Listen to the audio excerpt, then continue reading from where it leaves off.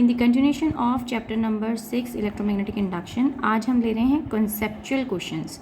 Basically ये सभी conceptual questions मैंने ले लिए हैं जो भी एनसीईआरटी के थे, सॉल्व एग्जांपल्स के थे या फिर किसी भी रेफरेंस बुक्स में मुझे वैरायटी जो डिफरेंट मिली वो मैंने ले लिया है। तो let us start with question number 1। इस क्वेश्चन में कहा गया कि the current is decreasing from B to A. Direction of current आपको दे रखी है और बी से ए की तरफ वो कैसा करंट है, वो डिक्रीजिंग करंट है। तो हमें क्या करना होता है, बेसिकली कितने भी कॉन्सेप्चुअल क्वेश्चंस आप लें, एक तो आपको लेंस लॉ ध्यान रखना है कि डायरेक्शन ऑफ करंट कैसी इंड्यूस होनी चाहिए जो अपनी ही कॉज को अपोज कर रही है। तो यहाँ करंट घट रहा है तो कोशिश क्या होनी चाहिए इस लूप के अंदर कि करंट क्या हो, वो इस करंट को, डिक्रीजिंग करंट को इंक्रीज करने की कोशिश करे। तो इंक्रीज कब करेगा, जब डायरेक्शन ऑफ करंट यहाँ पर सेम होगी जो कि डायरेक्शन ऑफ करंट इस ए बी आर्म में है। वही डायरेक्शन अगर मिल जाए तो ये करंट का इम्पैक्ट इसके ऊपर इंस्टेड ऑफ डिक्रीजिंग वो क्या करने की कोशिश करेगा, इंक्रीज करने की कोशिश करेगा। वो एड अप हो जाएगी with the given current and magnetic field line same direction की वजह से इंक्रीज करेंगी। सो मैं कहूँ कि इसकी डायरेक्शन ऑफ करंट क्या होगी, तो वो होगी आपके पास clockwise, same direction as the given direction of current. Next question देखते हैं, इसमें डायरेक्शन ऑफ करंट कैसा है, वो इस डायरेक्शन में इंक्रीज करना है। अब लेंस लॉ को क्या करना है कि इंड्यूस्ड करंट ऐसा होना चाहिए जो इस गिवन करंट को अपोज करे, तो यानी इसके इंक्रीजिंग इफेक्ट को अपोज करे। तो ये इंक्रीज कर रहा है, वो क्या कोशिश करेगा, घटाने की। घटाया कब जा सकता है, जब डायरेक्शन ऑफ करंट अपोजिट हो जाए। तो यहाँ again clockwise he direction of current है। तो आंसर्स मैं इस ग्रीन कलर के पेन से रिप्रेजेंट कर रही हूँ, तो कैसा इंड्यूस्ड करंट आना चाहिए वो मैं लिख भी देती हूँ। So here I have written the answer clockwise and clockwise. और अगर फिर भी किसी को रीज़न नहीं समझ में आया तो ये समझिए कि जो इसकी मैग्नेटिक फील्ड लाइंस, इस करंट वायर की मैग्नेटिक फील्ड लाइंस जो क्रिएट हुई हैं वो, और जो इस करंट लूप के जो मैग्नेटिक फील्ड लाइंस होंगी वो एक दूसरे को इस वक्त क्या करेंगी, अपोज करनी चाहिए। यहाँ बढ़ रही हैं फील्ड लाइंस तो हमें क्या करनी है, इसकी फील्ड लाइंस उस गिवन फील्ड लाइंस को अपोज करें। अब देखें आप यहाँ पे ग्रिप रूल लगाते हैं तो करंट कहाँ, इसके यहाँ पे इस पॉइंट पे अगर मुझे निकालना है तो magnetic field lines will B outward up. But अगर ये वाला रूल मतलब सर्कुलर लूप पे आप लगाएंगे तो magnetic field lines will be acting downward inward the plane of the paper. That means दोनों अपोजिट हो गई, तो दोनों एक दूसरे को क्या कर रही हैं, कैंसिल कर रही हैं, यानी इंक्रीजिंग इफेक्ट को कम करने की कोशिश कर रही हैं। जबकि यहाँ डिक्रीजिंग हो रहा है तो डिक्रीजिंग इफेक्ट को बढ़ाना है। तो अब यहाँ फील्ड लाइंस कैसी होनी चाहिए, दोनों करंट की वजह से सेम डायरेक्शन में होनी चाहिए ताकि वो ऐड हो जाए। नेक्स्ट क्वेश्चन देखते हैं। यहाँ पर हम नॉर्थ पोल को टुवर्ड्स द कॉइल लेके जा रहे हैं और आपसे पूछा है what will be the direction of the induced current. तो ये नॉर्थ पोल है तो इस साइड जो है नॉर्थ पोल ही डेवलप होगा। सो आपका यहाँ पर नॉर्थ पोल डेवलप हो गया। तो ये कैसी डायरेक्शन हो गई, एंटी क्लॉकवाइज डायरेक्शन करंट की आ गई है। यहाँ पे नॉर्थ नॉर्थ क्या करते हैं, एक दूसरे को रिपेल करते हैं, सो इसलिए नॉर्थ पोल आया है। अच्छा यहाँ फिगर में ये ध्यान रखिए, कई बार क्या होता है डॉटेड लाइंस जहाँ तक बनाई जाती हैं वो एरिया फ्रंट का है। ये जो बैक साइड में डॉटेड लाइंस दिखाई गई हैं ये कैसा है, बिहाइंड द पेपर का दिखाया गया है। बिहाइंड द पेपर वाला पोर्शन जो होता है वो डॉटेड लाइन से दिखा देते हैं और डॉट्स हमारे यहीं ख़त्म हो गए थे, इसके बीच के सेक्शन में कहीं डॉट्स नहीं थे। दैट मीन्स ये जो पोर्शन है ये कौन सा पोर्शन है, जो नॉर्थ पोल को फेस कर रहा है। तो यहाँ मैंने नॉर्थ पोल ही दिखा दिया है।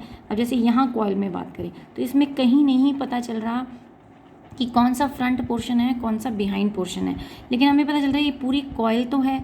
तो अगर ये नॉर्थ पोल टुवर्ड्स जा रहा है तो इस कॉइल के अंदर इस साइड आपके पास नॉर्थ पोल ही डेवलप होना चाहिए।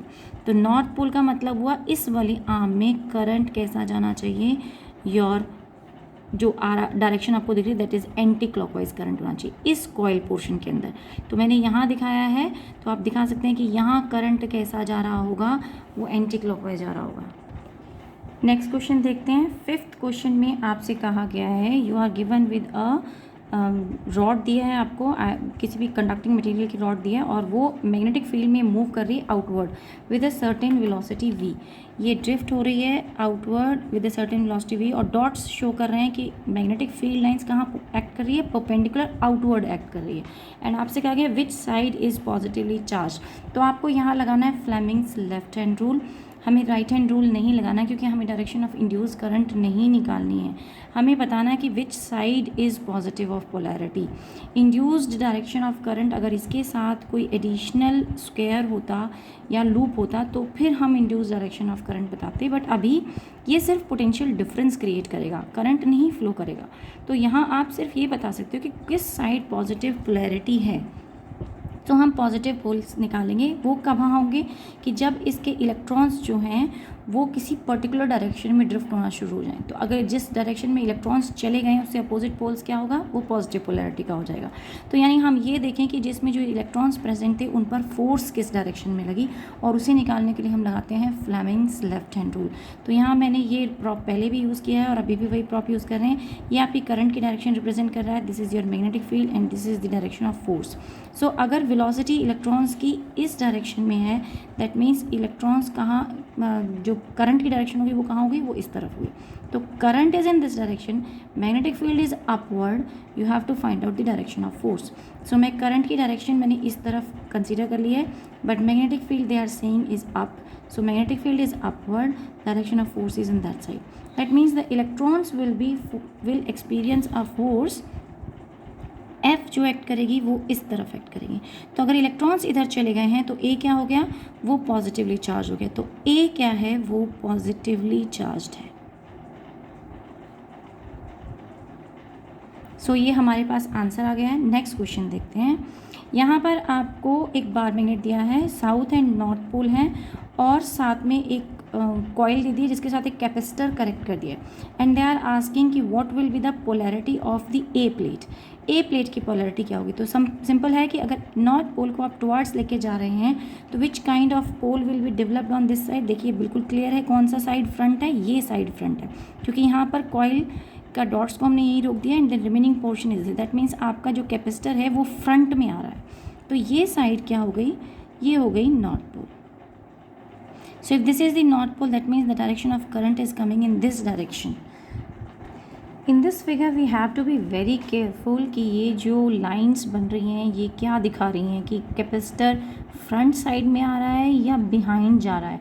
तो जैसे मेरा फिगर है उसके अंदर यहीं डॉट ख़त्म हुआ, इसका मतलब मेरा ए बी प्लेट जो है वो फ्रंट में आ रही है। तो मैं मैग्नेट साइड को ही देख रही हूँ, मैग्नेट साइड विजिबल है और बैक साइड जो है वो विजिबल नहीं है, वो बिहाइंड द या पेपर का दूसरा साइड हो सकता है, उसको हम कंसीडर करेंगे। तो according to that as the current is coming from the capacitor A, so this plate to be negatively charged. So ये आपके पास नेगेटिव चार्ज है। तो ए कैसी हो जाती है, नेगेटिव चार्ज हो जाती है। अगर आपकी बुक्स में, कुछ बुक्स में ऐसा भी होगा फिगर, या मैंने तो अपने हिसाब से बना लिया था, बट ऐसा भी हो सकता है कि ये साइड वो ना दिखाएं फ्रंट में और इसको इन लाइंस को यहीं एंड कर दें and they start this dotted line from this side. उस सिचुएशन में जो कैपेसिटर प्लेट्स ए बी हैं वो पीछे की साइड चली जाएंगी। तो फिर आपको जो फ्रंट पोर्शन दिखाई देगा, यानी जो शीट पे जो पोर्शन दिखाई देगा वो नॉर्थ साइड नहीं बल्कि साउथ साइड दिखाई देगी। तो अगर वो आपको साउथ साइड दिखाई देती है तो फिर प्लेट्स कैसी हो जाएंगी, पॉजिटिवली चार्ज। बट मुझे इस वक्त ये कौन सी साइड दिखाई दे रही थी, नॉर्थ पोलैरिटी वाली साइड दिखाई दे रही थी, एंड नॉर्थ पोलैरिटी के लिए ये प्लेट्स जो हैं ये नेगेटिवली चार्ज हो जाएंगी। रिमेंबर कैपेसिटर के केस में कैपेसिटर कोई बैटरी सोर्स नहीं होता है, यहाँ कोई बैटरी सोर्स नहीं लगा हुआ है कि हम ये माने कि कैपेसिटर नेगेटिव से तो करंट कभी नहीं आता, नेगेटिव से करंट नहीं आता है। रादर अगर आप कैपेसिटर को कनेक्ट करते हैं, मैं एक रफ डायग्राम यहाँ पे बनाती हूँ, अगर आप बैटरी लगाते हो और आप कैपेसिटर पैरेलल में कनेक्ट करते हो तो आप जिस साइड आपकी पॉजिटिव पोलैरिटी है उसी साइड आपका पॉजिटिव आता है, और करंट कहाँ फ्लो कर रहा होता है, टुवार्ड्स दी कैपेसिटर फ्लो करता है। तो जब करंट टुवार्ड्स कैपेसिटर जा रहा है तब वो पॉजिटिव प्लेट होगी। तो राइट नाउ करंट हम ले रहे थे कैपेसिटर से, then that will be your negative current, negative polarity हो जाएगी। तो एक ही यहाँ मेरी फिगर के मुताबिक नेगेटिव पोलैरिटी आ रही है। In different cases you might get a different example. So next question देखते हैं। 7th क्वेश्चन में कहता है कि ये आपको एक सर्किट दे दिया है and they are asking you to close the key. उस सिचुएशन में जो लूप यहाँ पर एक हॉरिजॉन्टल प्लेन पे रखा हुआ था वर्टिकल पोजीशन में, इस लूप पर क्या इम्पैक्ट पड़ेगा। तो एज वी नो, जैसे जैसे करंट ग्रो करेगा मैग्नेटिक फ्लक्स लाइन चेंज होगी, एक इंड्यूस ईएमएफ जनरेट होगा और उसकी वजह से इस कॉइल के अंदर भी एक करंट आएगा, ईएमएफ इंड्यूस होगा एंड ऑफ वो सेम पोलैरिटी का होगा, जो कि क्या करेगा, अपनी ही कॉज को रिपेल करेगा, अपोज करेगा। सो दैट मीन्स जैसा भी करंट हो, करंट इसमें ग्रो करे या फॉल करे, ये कॉइल क्या करेगी, ये रिपेल होगी, ये दूर की तरफ चली जाएगी, बिकॉज इसमें जो भी करंट की डायरेक्शन होगी वही same polarity in opposite direction, यहाँ पे मतलब हम ये कह सकते हैं कि सेम ईएमएफ नेचर का ईएमएफ यहाँ डेवलप होना चाहिए, बट वो अपने ही कॉज को अपोज करे। तो जब अपोजिशन होना है तो coil will move away from it. लेकिन ये अपोजिशन भी सिर्फ तब तक होगा जब तक आप ये की क्लोज कर रहे हो, यानी जब तक करंट ग्रो कर रहा है, जब तक करंट फॉल कर रहा है। जब करंट कांस्टेंट हो जाएगा तो फिर इस पर कोई इम्पैक्ट नहीं पड़ेगा, क्योंकि तब इसमें कोई भी इंड्यूस ईएमएफ डेवलप नहीं हो रहा है। तो it is going to face a repulsion as long as there is a variation in the current in the primary coil, then there will be induced current in the circuit and the current is of same nature which will oppose its cause, so it will be repelled. You are given with a loop and a steady current in the next question, और ये constant current flow कर रही है। हमें पता है constant current के लिए कोई फ्लक्स वेरिएशन नहीं होता, तो साथ वाले लूप में कोई भी ईएमएफ इंड्यूस नहीं होगा। क्वेश्चन नंबर 9 देखें, ये एक ट्रायंगुलर शेप का फ्रेम दिया है आपको, वायर को हमने ट्रायंगुलर शेप दे दिया and it is moving out with a certain velocity v। The dots are representing magnetic field, जो कि आउटवर्ड पॉइंट कर रही है। तो मैग्नेटिक फील्ड ऊपर है, v को हम बाहर लेकर जा रहे हैं, डायरेक्शन ऑफ करंट इसमें क्या होगी हमें डिटेक्ट करना है। एज वी कैन नोटिस कि जब ये लूप बाहर जाएगा तो नंबर ऑफ फील्ड लाइंस क्या होंगी, डिक्रीज होंगी। हमें क्या करना है, डिक्रीजिंग फील्ड लाइंस को अपोज करना है, यानी अपोजिशन करने के लिए हमें फील्ड लाइंस ऐसी चाहिए जो उसी डायरेक्शन में हो जिस डायरेक्शन में ये गिवन फील्ड लाइन है, ताकि मैग्नेटिक फील्ड लाइंस ऐड हो और डिक्रीजिंग फील्ड लाइंस कम हो। तो अब हम कह रहे हैं कि फील्ड लाइंस कम हो रही हैं, so direction of current anti clockwise हो जाएगा, और एंटी क्लॉकवाइज हम डायरेक्शन ऑफ करंट दिखा देते हैं, this is the direction of anti clockwise current. तब जब ये बाहर जा रहा है, as long as it is in the field lines कोई फ़र्क नहीं पड़ रहा है, लेकिन जैसे जैसे ये बाहर मूव करेगा तो फील्ड लाइंस पर वेरिएशन आएगा, और जब फील्ड लाइंस रिड्यूस हो रही हैं तो हमें डायरेक्शन ऑफ करंट ऐसी देनी है, एंटी क्लॉकवाइज। एंटी क्लॉकवाइज है तो मैग्नेटिक फील्ड कहाँ पॉइंट करेगी, आउटवर्ड, अगेन आउटवर्ड, और ये भी आउटवर्ड फील्ड लाइंस हैं, तो दोनों फील्ड लाइन सेम डायरेक्शन में होगी, दे विल ऐड, तो घटती हुई फील्ड लाइंस को अपोजिशन मिल गया। नेक्स्ट क्वेश्चन देखते हैं। इस क्वेश्चन में बोला गया एक लूप है और नॉर्थ पोल और नॉर्थ पोल की दो मैग्नेट्स हैं, दोनों सेम वेलोसिटी से मूव कर रही हैं, और आपको फाइंड करना है कि नेट जो इसमें इंड्यूस ईएमएफ डेवलप हुआ वो कितना होगा, और होगा भी या नहीं होगा। तो दोनों केसेस देख लेते हैं कि किस केस में नहीं होगा और किस केस में होगा। तो अगर मैं नॉर्थ पोल को टुवर्ड्स द कॉइल लेके जा रही हूँ तो इस साइड कौन सा पोल डेवलप होना चाहिए, that is your north pole. और अगर मैं नॉर्थ पोल को अवे लेके जा रही हूँ तो दूसरी साइड क्या डेवलप होना चाहिए, साउथ पोल। तो इस साइड नॉर्थ पोल है, इस साइड साउथ पोल है, दैट मीन्स एक इंड्यूस्ड ईएमएफ डेवलप होगा, और आप उसे किसी भी एक साइड को लेते हुए, जैसे सपोज मैं राइट हैंड साइड ले लूँ, तो आप ये कह सकते हैं कि anti clockwise current will flow in the loop when we watch from the right hand side of the magnet. तो राइट हैंड साइड से अगर हम देख रहे हैं तो क्लॉकवाइज का direction of current, sorry anticlockwise direction of current आ गया, तो anticlockwise direction from right side. So मैं इस तरफ से देख रही हूँ, यानी कि मैंने डॉटेड लाइंस यहाँ पर दिखा दी हैं, तो इस साइड से मैं देख रही हूँ फ्रॉम दी राइट साइड से, तो एंटी क्लॉकवाइज है। इन केस उल्टा होता कि यानी कि यहाँ पर नॉर्थ की जगह साउथ पोल होता, और साउथ पोल को आप अवे लेके जा रहे होते, तो जब साउथ पोल दूर जाएगा तो दूसरी साइड में क्या डेवलप हो जाना चाहिए, नॉर्थ पोल डेवलप हो जाना चाहिए। वहाँ भी नॉर्थ पोल, यानी कि इस लूप के इस साइड भी नॉर्थ पोल है और दूसरी साइड भी नॉर्थ पोल डेवलप हो रहा है, और दोनों सेम वेलोसिटी से ट्रैवल कर रहे हैं। तो नॉर्थ पोल और नॉर्थ पोल क्या है, एक दूसरे के इम्पैक्ट को कैंसिल कर देंगे और कोई भी ईएमएफ इंड्यूस सर्किट में नहीं होगा। वो तब है जब यहाँ पर आपके पास साउथ पोल हो, या फिर वो ये कह दे कि नॉर्थ पोल है, इधर भी नॉर्थ पोल है, लेकिन डायरेक्शन ऑफ मोशन हमने चेंज कर दी। दोनों अगर सेम डायरेक्शन में ट्रेवल कर रहे हैं और दोनों तरफ नॉर्थ पोल है तो यस करंट इंड्यूस होगा, लेकिन अगर दोनों सेम डायरेक्शन में नहीं है और यहाँ पर साउथ पोल डेवलप हो रहा है, साउथ मतलब या तो आप इसकी डायरेक्शन को अपोज कर रहे हो या यहाँ साउथ पोल, मतलब बेसिकली जब आप नोटिस करें तो आप ये देख लें कि अगर दोनों तरफ सेम पोल बन रहे हैं तो कोई ईएमएफ इंड्यूस नहीं हो रहा। अगर दोनों तरफ अपोजिट पोल्स बन रहे हैं और दोनों की वेलोसिटी भले ही सेम हो या अनइक्वल हो तो फिर कुछ ना कुछ फ्लक्स इंड्यूस होगा। लेकिन अगर दोनों की तरफ सेम पोल नहीं बन, मतलब इधर भी नॉर्थ बन गया, इधर भी नॉर्थ बन गया, दोनों तरफ नॉर्थ नॉर्थ बन रहा है और दोनों की वेलोसिटी भी सेम है, तो फिर कोई भी इम्पैक्ट नहीं होगा, दोनों एक दूसरे के ईएमएफ को कैंसिल आउट कर देंगे। In this they have given you 2 loops, दोनों एक दूसरे के परपेंडिकुलर प्लेन में लाई कर रहे हैं, यानी एक तो वर्टिकली है और एक हॉरिजॉन्टली है। तो इसको मैं हॉरिजॉन्टल कह दूँ, हॉरिजॉन्टली प्लेस्ड है, और ये आपका वर्टिकल है। तो कहते हैं कि अगर वर्टिकल प्लेन में करंट था तो हॉरिजॉन्टल प्लेन में कितना करंट इंड्यूस होना चाहिए, तो कोई करंट इंड्यूस नहीं होगा, नो ईएमएफ। रीज़न क्यों है, क्योंकि जो इसकी फील्ड लाइंस हैं वो उसी के प्लेन में हो गई, हॉरिजॉन्टल जो लूप था उसी के प्लेन में है, तो हॉरिजॉन्टल प्लेन के अक्रॉस, हॉरिजॉन्टल लूप के अक्रॉस कोई फील्ड लाइंस नहीं जा रही, हॉरिजॉन्टल के पैरेलल हो गई फील्ड लाइंस, तो कोई भी जब फील्ड लाइंस ही क्रॉस नहीं करेंगे तो इंड्यूस करंट नहीं आएगा। नेक्स्ट बात करते हैं, ये एक लूप दिया है आपको और कहा गया है कि एक north pole of south pole of magnet हम इसके टुवर्ड्स लेके आए, इसके अक्रॉस हमने पास करा दिया और मैग्नेट को हम दूसरी साइड ले गए। तो दोनों तरफ कौन कौन सा डायरेक्शन ऑफ करंट इंड्यूस होना चाहिए, तो जब आप साउथ को इस तरफ ला रहे हो तो कॉइल के इस साइड साउथ पोल डेवलप हो जाएगा, लेकिन जब कॉइल इसको क्रॉस कर जाएगी और जब आपके पास ये नॉर्थ पोल को आप दूर लेके जा रहे हो, इस साइड साउथ पोल था, तो इस साइड क्या डेवलप हो जाना चाहिए, एंटी क्लॉकवाइज, यानी कि नॉर्थ पोल डेवलप हो जाना चाहिए। जब नॉर्थ पोल दूर जा रहा है तो सॉरी नॉर्थ पोल दूर जा रहा है तो यहाँ साउथ पोल आना चाहिए, इस side towards this side of the magnet, और दूसरी साइड पोलैरिटी में क्या डेवलप हो जाएगा, तब यहाँ पर नॉर्थ पोल डेवलप हो जाएगा।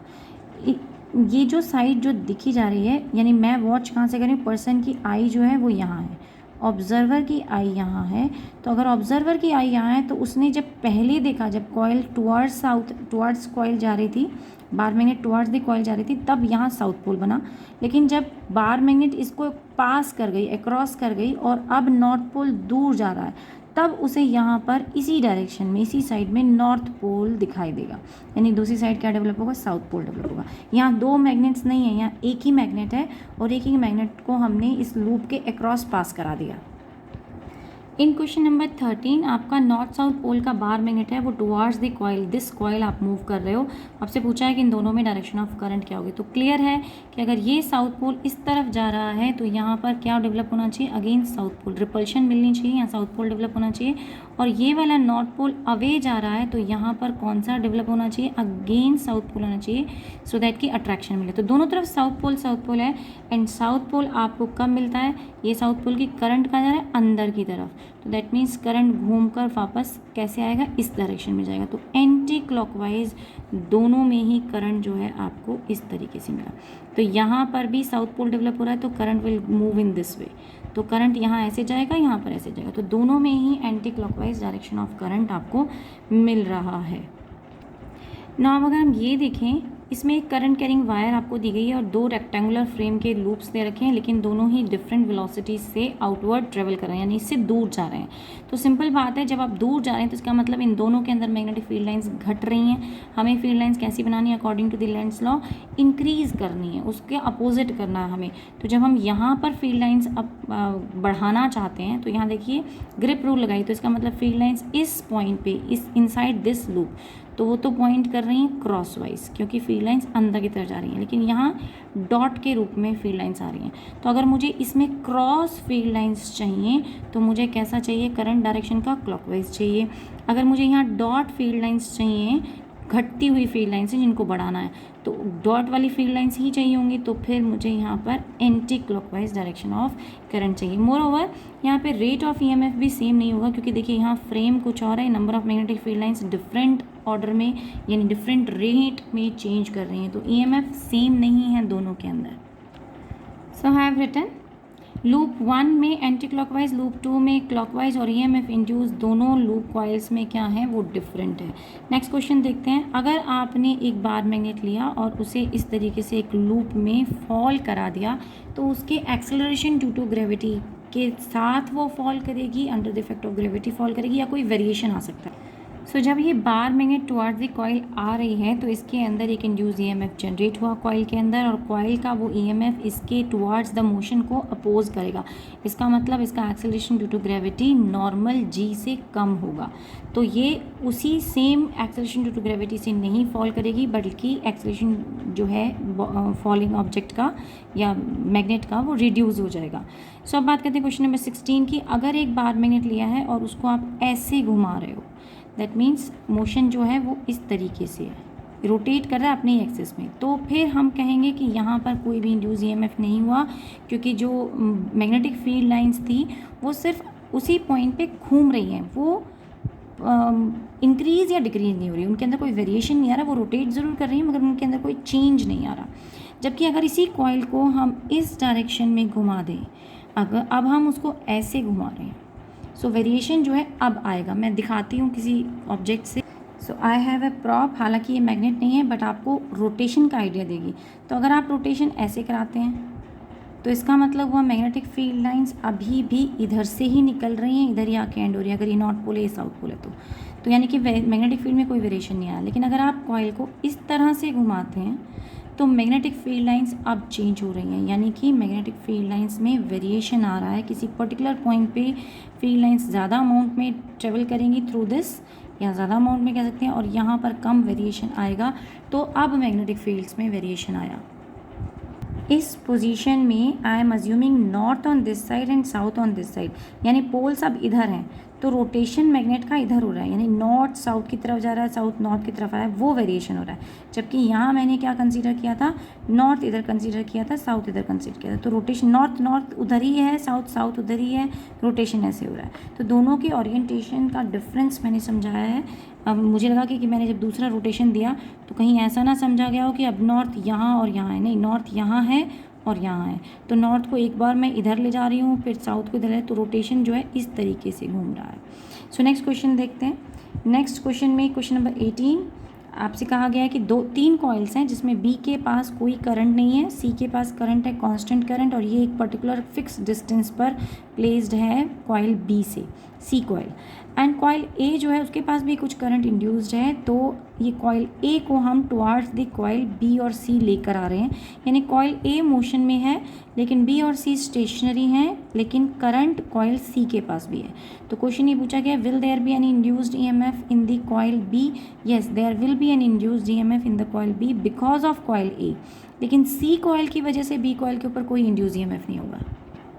इन question number 19 you are given एक क्यूबिकल फ्रेम दिया है वायर्स का, और मैग्नेटिक फील्ड एक्ट कर रही है इन दिस डायरेक्शन, वेलोसिटी यानी कि इस पूरे क्यूब को हम मूव करा रहे हैं with certain velocity v, and they are asking कि इस क्यूब पर कोई इंड्यूस ईएमएफ जनरेट होगा या नहीं होगा। सो सभी आर्म्स में इंड्यूस ईएमएफ जनरेट नहीं होगा, क्योंकि हमें पता है कि कंपोनेंट्स क्या होने चाहिए, एक दूसरे से परपेंडिकुलर होने चाहिए। अगर मैं फॉर्मूला यहाँ पे कोट करूँ तो फॉर्मूला होता था फोर्स का v क्रॉस b, तो ये फॉर्मूला हम फोर्स के लिए यूज़ करते थे। तो v और b के बीच में परपेंडिकुलर एंगल और 90 डिग्री एंगल हो या ना हो, राइट नाउ राइट में 90 डिग्री एंगल है, वेलोसिटी जो है मैग्नेटिक फील्ड की नॉर्मल है, दैट इज़ ओके। लेकिन फोर्स का एक एंगल होना चाहिए वेलोसिटी के साथ 90 डिग्री, ये कंपलसरी है। फोर्स का मैग्नेटिक फील्ड के साथ भी एंगल होना चाहिए 90 डिग्री। लेकिन अगर मैं यहाँ केसेस देखूँ तो कुछ ऐसे केसेस हैं जिस डायरेक्शन में वेलोसिटी है, ये वायर उसी डायरेक्शन में एक्ट कर रही है, तो इस वायर के ऊपर कोई फोर्स नहीं लग सकती, यानी ये कंपोनेंट इस पर और इस पर ये वेलोसिटी के पैरेलल हो गए तो कोई फोर्स नहीं लगेगी। जबकि ये कंपोनेंट, ये वाली कंपोनेंट, ये किसके पैरेलल हो गए, मैग्नेटिक फील्ड के पैरेलल हो गए, तो इन पर भी कोई फोर्स नहीं लगेगी। तो मैं सिर्फ उन कंपोनेंट्स को हाईलाइट करती हूँ जिनकी वजह से जो फोर्स है वो एक्ट करेगी, वेलोसिटी कंपोनेंट फोर्स एक्ट करनी चाहिए, this one and this one. तो जो ग्रीन कलर से मैंने हाईलाइट कर दिए हैं, ये वेलोसिटी उस डायरेक्शन में है, फोर्स इस डायरेक्शन में, 90 डिग्री एंगल हो गया, और ये मैग्नेटिक फील्ड के साथ भी 90 डिग्री एंगल बनाने। तो अब ये पॉसिबिलिटी है कि तीनों के बीच में ये वाली सिचुएशन हमारे पास आ सकती है। सो बी इधर है, वी इधर है, और फोर्स जो है कहीं यहाँ पर एक्ट करनी चाहिए, इधर दिस साइड और दैट साइड। सो कोई भी एक्ट कर सकते हैं, जो भी हमें डायरेक्शन निकालेंगे हम अकॉर्डिंगली निकाल सकते हैं। लेकिन बाकी सभी कंपोनेंट्स पॉसिबल नहीं है, तो बाकियों में कोई भी ईएमएफ इंड्यूस नहीं होगा।